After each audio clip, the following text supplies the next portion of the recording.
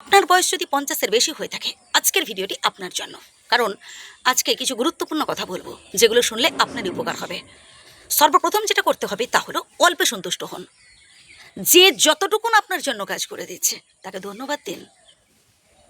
মনে রাখবেন, আপনি আপনার বাড়ির কর্তা, আপনার কথাই হবে শেষ কথা। নিজেকে স্ট্রং রাখুন, নিজেকে কখনো দুর্বল ভাববেন না।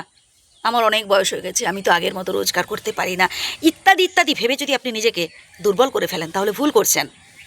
আপনি যখন নিজেকে গুরুত্ব দেবেন না, নিজের গুরুত্ব নিজেই হারিয়ে ফেলবেন, তখন দেখবেন অপরেও আপনাকে গুরুত্বহীন ভাববে।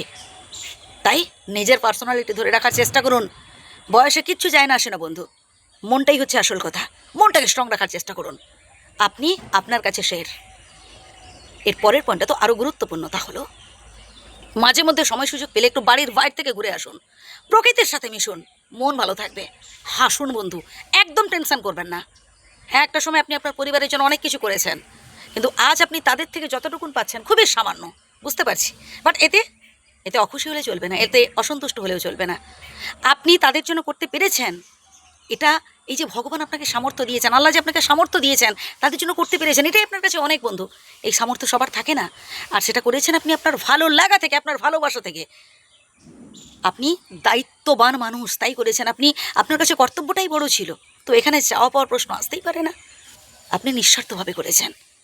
হ্যাঁ বন্ধু, অতিরিক্ত আবেগের বশে, অতিরিক্ত ভালোবেসে ফেলে আপনার অর্জিত যা কিছু অপরের নামে লিখে দেবেন না, আপনার নামে রাখার চেষ্টা করুন। বিশ্বাস করুন, বিশ্বাস করা ভালো, কিন্তু অন্ধবিশ্বাস একদমই ভালো নয়।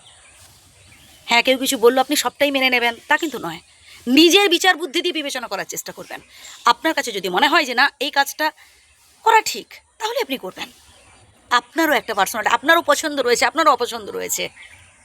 আর শেষে জাস্ট একটা কথা বলবো, তা হলো বন্ধু, আজ পর্যন্ত আপনি শুধু খরচাই করে গেছেন, সঞ্চয় করেননি। এবার থেকে, এখন থেকে অল্প হলেও সঞ্চয় করে রাখুন, কারণ পরপর বয়স হচ্ছে।